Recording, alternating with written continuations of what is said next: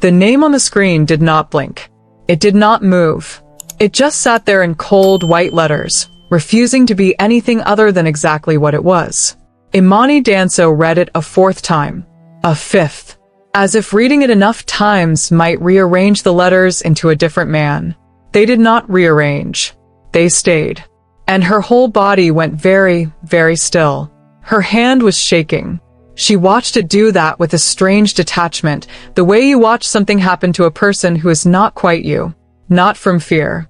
That was the part she could not forgive. If it had only been fear, she would have known what to do with it. This was something far worse, and it had been growing in her for weeks without her permission. 3 weeks ago, a man she had barely spoken to erased the worst night of her life with one phone call. He pulled her ruined name out of the fire. He handed her dignity back wrapped inside a job most people would have killed for, and he let her believe she had earned all of it herself. Tonight, at 12:47 in the morning, she finally learned the truth. The job was him. The hospitality group with the clean registered number was him. The contract she had signed in the back of a car with a small private smile on her face was him, routed through 3 companies and 2 countries, so she would never trace it back. She had not been hired to coordinate his events. She had been hired so he would always know exactly where she was. 40 floors above the city, in a room with no warmth and no photographs and nothing soft in it anywhere, Kai Song stood at the glass and did not move either. His phone lay face down on the windowsill where he had set it the moment the message arrived. 3 words. She knows. He had read them once.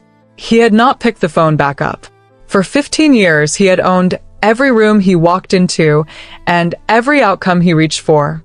He had never once been at the mercy of another person's decision. He was at the mercy of one now, sitting across the city with his name on her screen and her future in her hands. And then, downstairs, his private elevator began to move. Someone was coming up. He had not called for anyone. The doors opened into his penthouse, and Imani Danso walked out of them still wearing the camel coat she had not bothered to take off, still in the rust turtleneck from a night that already felt like it belonged to a different woman. She had not planned the drive over. Her body had made the decision, and the rest of her had come along to watch what it would do. Kai turned from the window. For one breath, neither of them said anything. The city burned gold and white behind him, and the distance between them felt like the most dangerous thing in the room. She did not cry. She had done all of that in the car, and what was left now was the cold, clean thing that comes after. She looked at him, and when she finally spoke, her voice did not shake at all. "You did not save me," she said. "You bought me." The words landed in the quiet room and did not echo so much as sink. The job. The rate nobody questioned. The safe little life that fell out of the sky the week after I lost everything. It was you. All of it was you. And you let me thank you for the cage. A lesser man would have explained, would have softened it, reframed it, drowned it in reasonable words until it sounded like kindness. Kai did none of that. He looked at her and he said, "Yes." Just that. The honesty of it was almost worse than a lie would have been, because a lie she could have hated cleanly. She turned away from him because she could not look at his honesty and stay angry at the same time, and she needed the anger. She needed it the way you need a railing on a staircase in the dark. "Do you understand what you took from me?" she said to the glass. "Not the job. The believing. I believed. I climbed out of that hole myself. You took that. Before this goes 1 inch further, stop with me for a second, because I need to say something to you. If you have been here since part 1, you already know what these two just did to each other, and you can feel it twisting in your chest right now. And if you only found this tonight, welcome. You walked in at the exact moment everything breaks open. Either way, here is the truth. Stories like this take a full team and real hours to build, and the one thing that tells us it is landing is you. So if your heart is already in this, subscribe to Afro-Korean Love Tales Hub right now and turn the bell on, because you're going to want to be in the room when the next love story drops. Now. Back to that penthouse, and the man who has finally run out of moves. I do not know how to ask, he said. It came out low and even, but something underneath it was not even at all. In 15 years, no one has given me anything I did not take or build or arrange. I saw you in that fire, and I did the only thing I know how to do. I arranged it. I did not know another way to keep you alive. And there it was, the crack in the man who had no cracks. She heard it, and she hated that she heard it, because understanding him was the one luxury she could not afford tonight. A man who only knew how to take was still a man who had taken. She was not going to let his wound become an excuse for hers. I am not signing anything else of yours, she said. I am not taking your money. I am not taking your safe little life. I would rather start over with nothing that is mine than keep everything that is yours. One tear fell, and she let it. She did not wipe it away. Wiping it away would have made it shameful, and she was done being ashamed in front of men. He could have stopped her. He had stopped armies of people from doing things they wanted to do. He had 100 ways to keep her in that building, and not one of them would have left a mark. He used none of them. He stood at the glass, and he let her go, and the letting go cost him something visible, something that moved across his face and did not get put away in time. She walked into the elevator and turned around, and for one suspended second their eyes met across the lobby, his at the far doorway, hers in the closing gap of the doors. Neither of them said the thing that was sitting in both their chests. The doors slid shut between them for the second time in one night, and this time it felt like something tearing. And then, alone in the falling box with no one to be strong for, she finally let it out. 40 floors of it. The job and the shame and the post, and the believing and the man upstairs who had made her feel safe with a lie. It poured out of her in the bright, empty elevator, and she let every floor of it fall. She went to Efua. Of course, she went to Efua. At 2 in the morning, Efua opened the door before Imani had finished knocking, took one look at her face, and pulled her inside without a single question. Some friendships do not need the words. They just open the door and make room on the couch and hold the part of you that has stopped being able to hold itself. They did not talk about Kai. Not at first.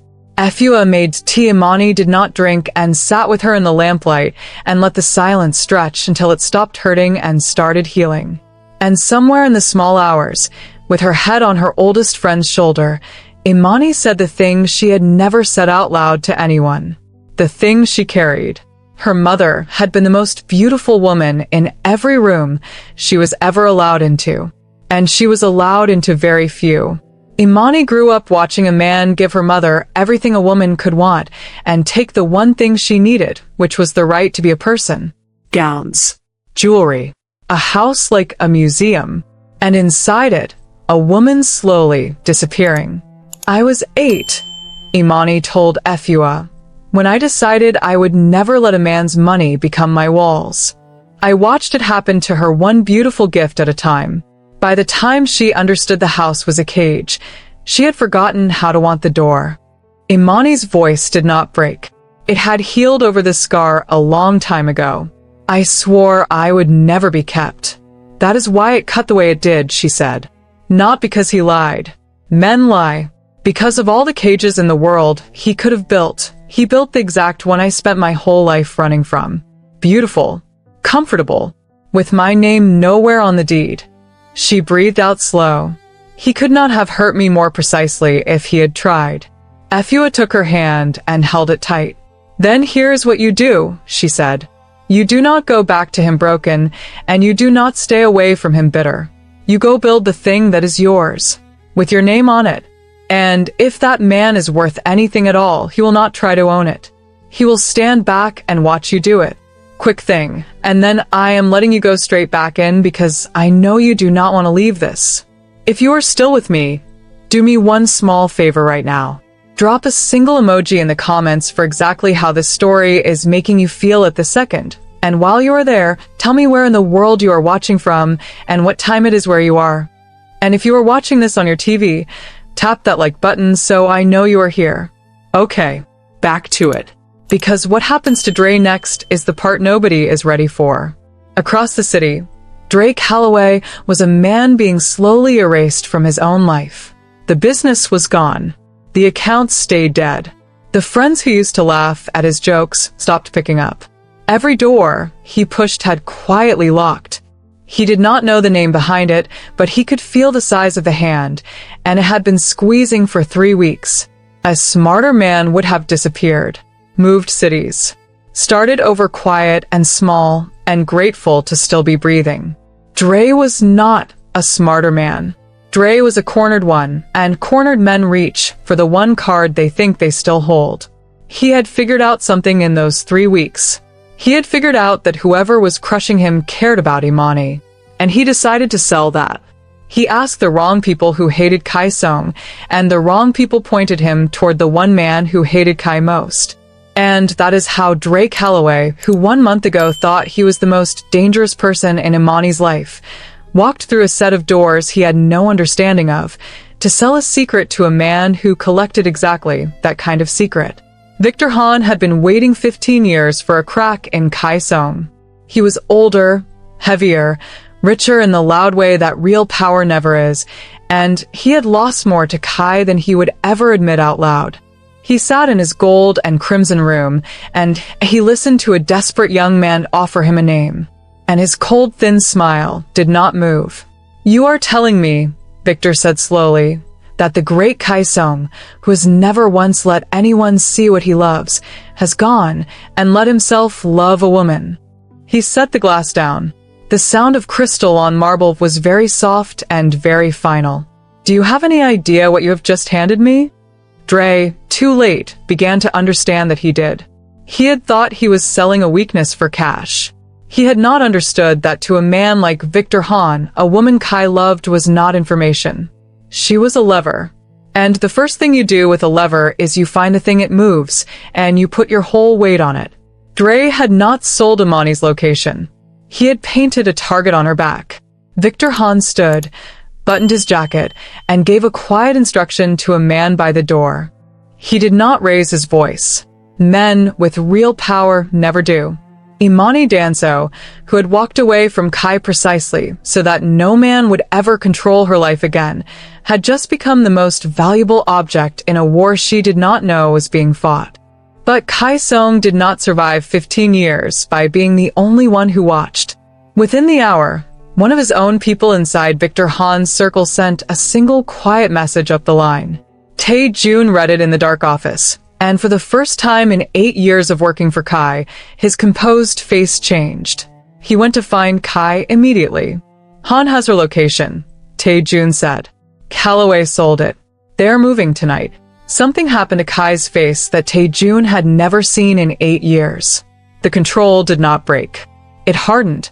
It dropped its disguise as calm and showed what had always been underneath it, which was a very dangerous man who had just been given a reason. "Where is she right now?" Kai said.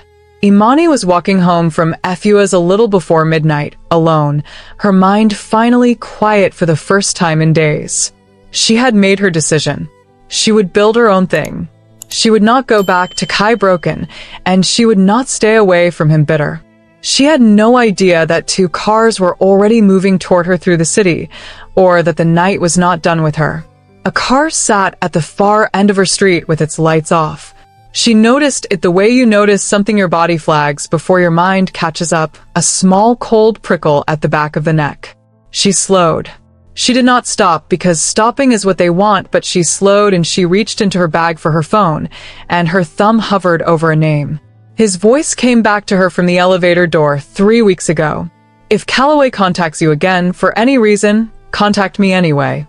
She had been so sure she would never use it. Her thumb was already pressing the name. Not because she had forgiven him, because some animal part of her knew the difference between a cage and a shield, and right now she needed the second one. 40 blocks away, in the back of a car already racing toward her, Kai's phone lit up with her name, and his heart did something it had not done in 15 years. It lurched. "Imani." His voice was steady. Everything under it was not. "Listen to me very carefully and do exactly what I say. Do not go home. Stay where there are lights and people. I am 4 minutes away." She did exactly what he said. She did not freeze and she did not run blind. She walked fast and smart toward the lit intersection, narrating the cars and the corners to him in a low, even voice, and on the other end of the line, a very dangerous man heard the steadiness in her under the fear and understood, fully, why he had never been able to forget her. The intersection she was heading for had a parking structure beside it, lights, and an exit onto a busy road. She was almost there when the second car cut her off and forced her down the ramp into the garage. They had planned it well, but they had planned it for a woman who would panic, and Imani had spent her whole life learning how not to be that woman. Two men came toward her between the pillars, unhurried, the way men move when they think the outcome is already decided. Imani did not scream. She kept Kai on the line in her coat pocket. She kept her back to the pillar so no one could come behind her, and she kept her eyes on the exit, counting the distance, waiting for the half-second the universe might give her. The half-second came in the shape of headlights. A black SUV came down the ramp far too fast, swung sideways across the lane with a shriek of rubber, and put 2 tons of steel between Imani and the men closing on her. The doors were already opening before it stopped. And the man who came out of it was not the controlled boss in a tailored suit. Kai Song put himself between Imani and 2 armed men without slowing down, and the look on his face stopped them where they stood. Tae-jun moved in from the side with the quiet confidence of a man who had done this many times. There was a short, sharp, ugly exchange in the dark, controlled and over quickly, and when it was finished the 2 men were on the ground and the garage was silent. He crossed to her, and his hands came up to her face, her shoulders, checking her the way you check something you cannot survive losing. The cold, lethal thing that had handled the 2 men was gone completely. What was left was just a man, frightened, holding a woman he had almost been too late for. "Are you hurt?" he said. "Tell me you are not hurt." "I am not hurt," she said. And then, because the adrenaline had stripped all the careful walls down to nothing, "You were shaking. The whole drive. I heard it." He did not deny it. He had stopped denying things to her. "Yes," he said. And she understood, standing in that ruined garage, that the most controlled man she had ever met came apart at exactly one thought, which was losing her. Victor Han had reached for the one thing he thought would break Kai Song, and in doing so, he had handed Kai the one reason ruthless enough to finish a 15-year war. By the next evening, it was over. Not with noise. With paperwork, leverage, and the quiet collapse of everything Han had built, applied all at once by a man who had been saving it for exactly this. Han was finished. And then there was Dre. They brought him to Kai's office and sat him in a chair in the middle of all that glass and silence, and Dre Calloway finally met the size of the hand that had been crushing him for a month. Kai looked at the man who had posted Imani's body to the world and then sold her life for cash, and every option available to a man like Kai was on the table. He had Imani brought up because he had decided something. He was not going to make this choice for her. The man who arranged everything, who controlled every outcome, who had never once handed the decision to another person, handed this one to her. "He is yours," Kai said to her quietly. "Whatever you want done with him, say it and it is done." So there it was. The man who had tried to erase her, sitting small in a chair, his entire future resting on what she said next. She could make him vanish. She had only to say the word, and the world would simply stop containing Dre Calloway. She looked at him for a long moment, and she felt the pull of it, the clean, dark satisfaction it offered. "No," she said. "I am not going to disappear him. I know exactly what it is to have someone try to erase you, and I will not become the thing that did it to me." She looked at Dre. "But you will answer for what you did. Publicly. The leak, the lies, all of it in the open, with your name on it the way you put mine on me." And Kai, who had wanted nothing more than to make Dre simply cease to exist, lowered his hand and let her mercy stand over his power. It cost him. In his world, letting an enemy walk breathing as red as weakness, and he chose to wear that cost rather than override her. That was the moment the cage finished becoming a choice. He surrendered the one thing he never surrendered: control. to her. And that is exactly what happened. No dark ending in a parking garage. Something worse for a man like Dre. He had to stand in the daylight and own it. Every lie, in front of everyone whose opinion he had ever cared about. His name became the thing people warned each other about. He kept his life and lost the only thing he ever truly valued, which was the lie of himself. She did not go back to him because she needed him. That was the whole point. She had walked away with nothing. She had stood over his power and bent it to her own mercy. She had proven to herself that she could not be kept by anyone. And then, standing on the far side of all of it, free in a way her mother never got to be, she chose him anyway. On my terms, she told him. I keep my own name. I build my own thing. You do not arrange my life from a desk and hand it to me wrapped up. If you want me, you want a woman who walks beside you, not one you keep in a beautiful room. He almost smiled, the way he always almost smiled. This time, he let it all the way through. Beside me, he agreed. Always. And then, because a man who loves like that needs somewhere to put it, he spoiled her. Not to own her, to delight her. He took her to an atelier, where they built a gown around her exact figure in deep gold, and he sat on a velvet chair and watched her see herself in the mirrors, and the look on his face was a man who could not believe his own luck. He took her places her mother had only ever seen in magazines. A cliff above a sea so blue it looked invented. A terrace where the wind smelled of salt and flowers and freedom. And the whole difference, was that Imani could have left any of it at any moment and they both knew it, and that was exactly why she stayed. On a yacht at sunset, with the sea going copper around them. He told her the rest of it. The 15 years. The reason there were no photographs anywhere in his life, no soft things, nothing he could not afford to lose. He had built a life with nothing in it worth taking from him. And then she had walked into a room 4 months ago and ruined the whole design. But the thing she was proudest of, she built with her own 2 hands.